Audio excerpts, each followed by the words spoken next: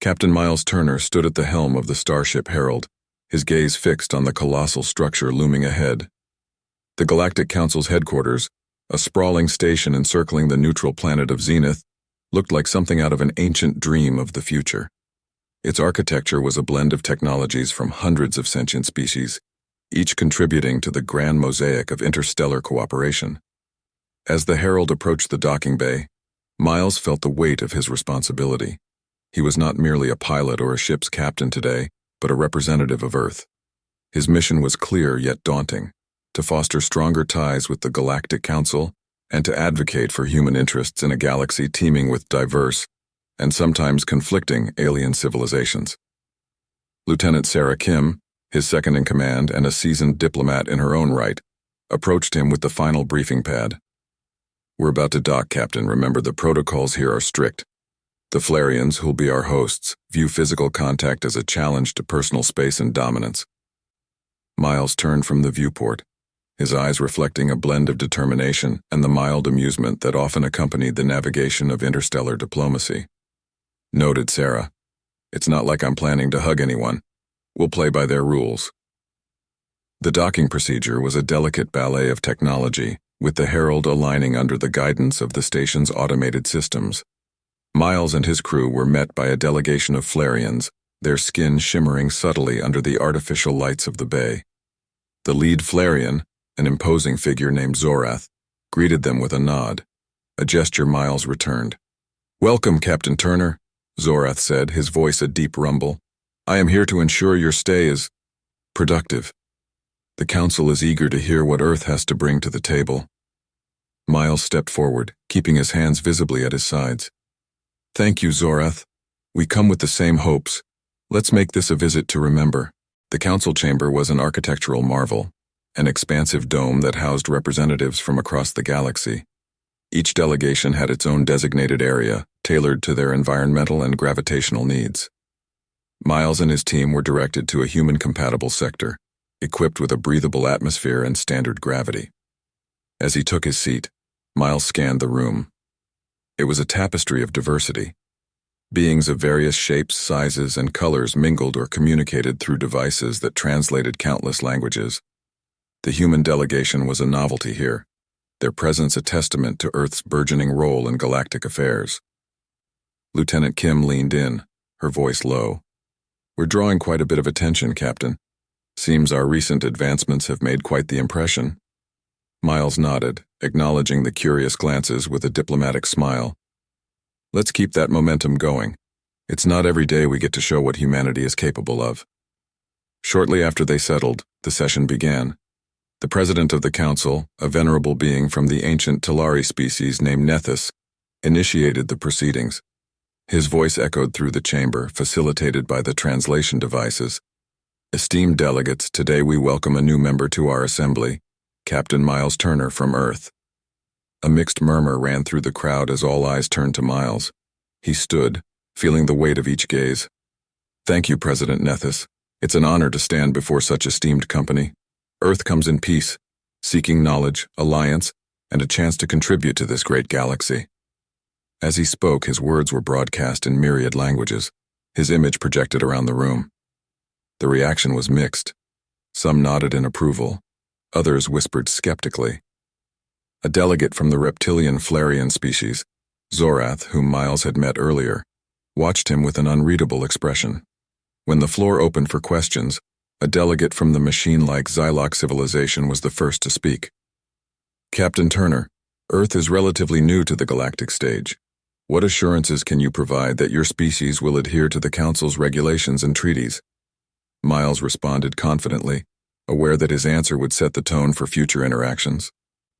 "Earth is fully committed to the Council's principles and laws. We understand the responsibilities that come with membership and are eager to learn from and contribute to this community." The session continued with other matters, but it was clear that Earth's admission was a topic of high interest. Some delegates seemed intrigued by the potential of human innovation, while others appeared cautious, wary of the disruptions a new member could bring. During the recess, Miles decided to explore the station, particularly the conservatory area, which showcased the natural wonders of various worlds represented in the Council. The conservatory was not just a place of beauty, but also one of learning and diplomacy, where delegates could engage informally amidst exotic plants and creatures from across the galaxy. As he entered the sprawling, glass-domed space, his attention was immediately drawn to a large, enclosed habitat. Inside, a creature called the Vorex stirred restlessly. Known as an apex predator on its home planet, the Vorex was a massive reptilian beast with gleaming scales and piercing eyes. Its reputation for ferocity was well known. It was said to dominate the ecosystems of its world, unchallenged by any other species. A group of alien delegates, keeping a respectful distance from the enclosure, discussed the creature in hushed tones. One of them, a small bird-like creature from Aviara, noticed Miles's interest. Remarkable, isn't it? The Vorex has been brought here as a study in controlled aggression and interspecies behavior under confinement. Miles nodded, his curiosity piqued. It's incredible. Does it interact with visitors? The aviarian chuckled softly. Only if you wish to test the strength of those containment fields. It's generally advised to maintain distance. Despite the warning, Miles felt a strange pull towards the creature. He approached the barrier, observing how the Vorex tracked every one of his movements with an unsettling focus. There was an intelligence in its eyes that went beyond mere predatory instinct. "What do you think, Captain?" Lieutenant Kim asked, joining him at the barrier. "I think there's more to this creature than just its claws and teeth," Miles mused. "Look at how it watches us. There's awareness, maybe even understanding." As they spoke, the Vorex approached the energy field that separated it from the onlookers. It stopped just short of the barrier, its breath fogging up the invisible wall. Miles, driven by a sudden impulse, reached out his hand towards the field. To his surprise, the energy field seemed to flicker and weaken, likely due to a temporary adjustment as the conservatory staff performed maintenance. Gasps and murmurs broke out among the other delegates as they watched the human extend his hand toward one of the galaxy's most feared predators. Miles's fingers passed through the barrier, and he touched the Vorex's snout. The creature's eyes locked onto his, a moment of silent, intense communication passing between man and beast. The Vorex didn't snap or retreat. Instead, it pressed its snout gently against Miles's hand, an act so contrary to its nature that it seemed to defy all logic. "Miles, what are you doing?" Sarah whispered, her voice a mix of awe and fear. "I'm not sure," Miles admitted, his gaze never leaving the Vorex's eyes. "But I think we're understanding each other." The moment was brief. Soon the conservatory staff hurried over, their faces marked with concern and disbelief. "Captain Turner," one of them exclaimed, "please step back. It's not safe." Reluctantly, Miles withdrew his hand, but the interaction had already been seen by many. As whispers and exclamations spread, Miles knew he had either made a groundbreaking diplomatic gesture or a catastrophic mistake. Either way, the galaxy would be watching to see what happened next. The incident in the conservatory sent shockwaves through the Galactic Council's headquarters. Delegates and staff alike buzzed with discussions and debates over what they had witnessed. A human not only approaching but physically interacting with a Vorex, a creature known throughout the galaxy for its lethal prowess and untamable nature. Miles was swiftly escorted back to the human delegation's quarters along with Lieutenant Kim, while Zorath, the Flarian liaison, followed closely, his expression a mix of anger and concern. "Captain Turner, do you comprehend the severity of what you've just done? You've interacted with a Level 5 classified predator. This could have escalated into a diplomatic crisis." Miles, still processing the encounter, turned to Zorath. "I understand the risks, but something incredible happened there. It wasn't aggression from the Vorex. It was a moment of connection. Isn't the purpose of this council to foster understanding between species?" Zorath hesitated, his eyes narrowing. "Understanding does not typically involve direct physical interaction with dangerous creatures, Captain.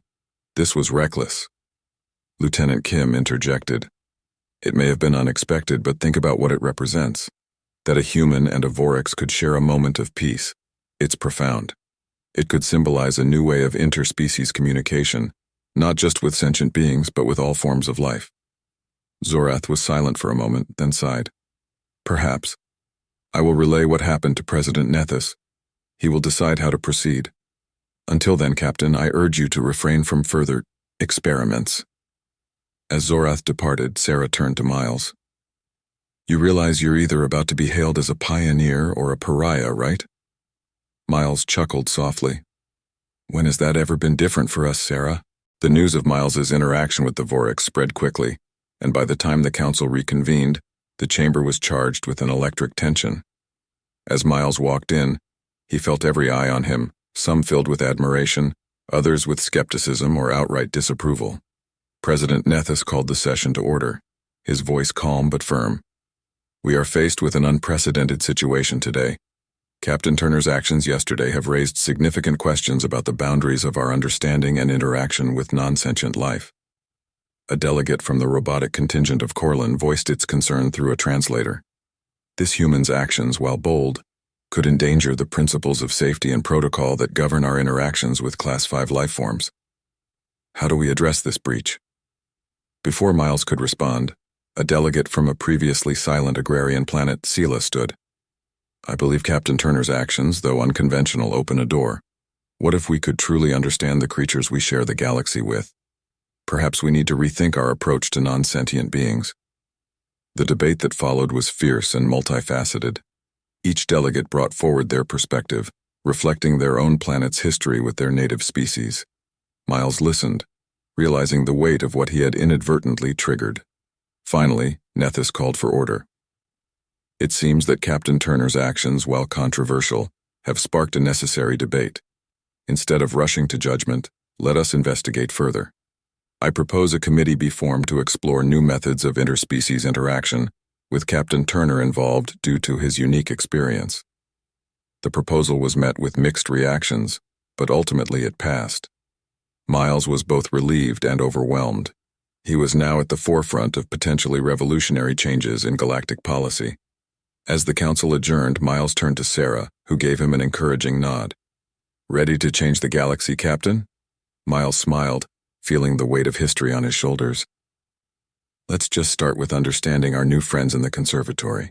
The formation of the Interspecies Interaction Committee marked a significant turning point for Miles and his role within the Galactic Council. As the sessions commenced, he found himself collaborating with xenobiologists, ethicists, and diplomats, all keen to explore the boundaries of communication and coexistence with non-sentient species. Miles's first-hand experience with the Vorex became a key case study. The committee sessions, often intense and groundbreaking, were punctuated by visits to the conservatory where the Vorex was housed. These visits were now conducted under strict supervision and involved a range of non-invasive experiments designed to understand the creature's responses to various stimuli. During one session, a xenobiologist from the planet Trivian, Dr. Yalis, remarked, Captain Turner, your interaction with the Vorex has opened our eyes to the potential depths of non-verbal communication with apex predators. It's remarkable. Miles nodded, watching the Vorex respond calmly to their presence. It's about respect and understanding. Maybe these creatures aren't just mindless predators. Perhaps they're as curious about us as we are about them. The research data collected was compelling. The Vorex showed signs of stress reduction and increased engagement when treated with certain respectful protocols that Miles had intuitively used during their first encounter. This evidence helped shift the narrative from fear to potential mutual benefit. Back in the council chamber, the mood was gradually changing. The initial skepticism about Miles's actions was softening, replaced by curiosity and cautious optimism. During a particularly pivotal session, a delegate from the warlike planet Krigor challenged Miles directly. You speak of understanding these creatures, Captain Turner. But isn't this just a fluke? How can we base policy on one unplanned interaction? Miles responded with confidence, bolstered by the data they had gathered. What happened between me and the Vorex wasn't a fluke. It was a demonstration of possibility. We've seen similar responses now in controlled experiments. By understanding these creatures, we can better navigate our ecosystems and perhaps even prevent conflicts. The debate that ensued was spirited, but as more data was presented, even the most skeptical delegates began to acknowledge the potential benefits of the new approach. By the end of the session, the council voted to extend the research project, granting additional funding and resources. As the committee's findings were integrated into new council policies, Miles found himself at the center of a cultural shift within the galaxy. His actions had not only averted a crisis, but had sparked a movement towards more empathetic and scientifically informed interactions with non-sentient life forms. In the weeks that followed, Miles's schedule was filled with seminars, interviews, and more committee meetings. His life had changed irrevocably. No longer was he just a captain. He had become an ambassador for a new way of thinking about humanity's place in the galaxy. The conservatory itself became a symbol of this new approach. It was redesigned to facilitate safer and more meaningful interactions between delegates and the various species housed within. The Vorex enclosure, once a place of cautious observation, was now a learning center where delegates could study interspecies communication under guided protocols. Miles watched as a group of young delegates from mixed species approached the Vorex's habitat. He heard one of them, a young Talari, whisper in awe, "It's amazing how it watches us, not with aggression but with curiosity."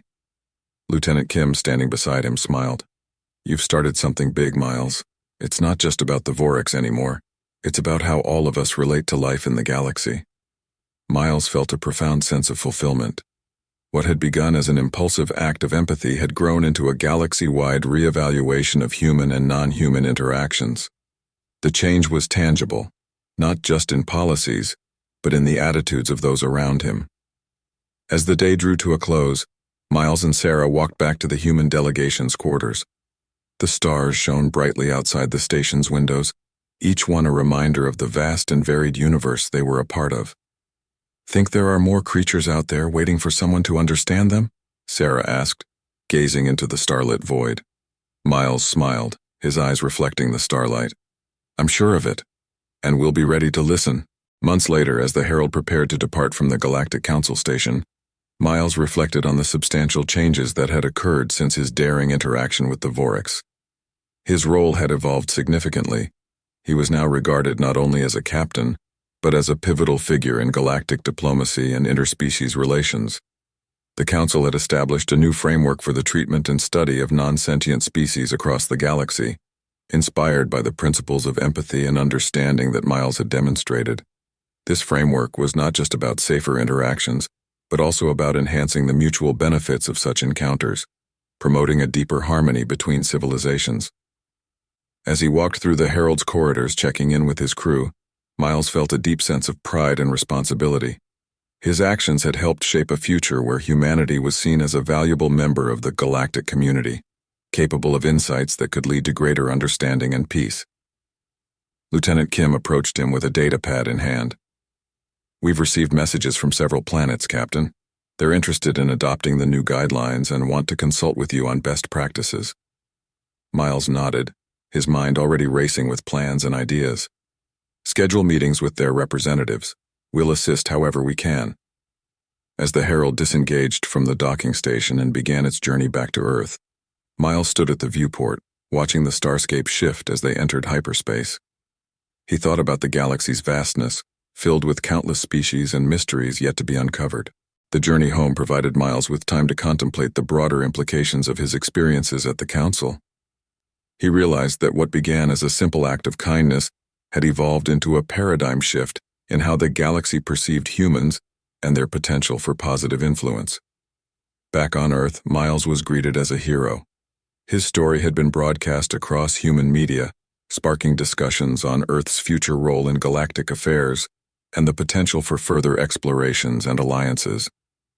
In the following weeks, Miles toured various institutions, sharing his experiences and the lessons learned from his diplomatic ventures.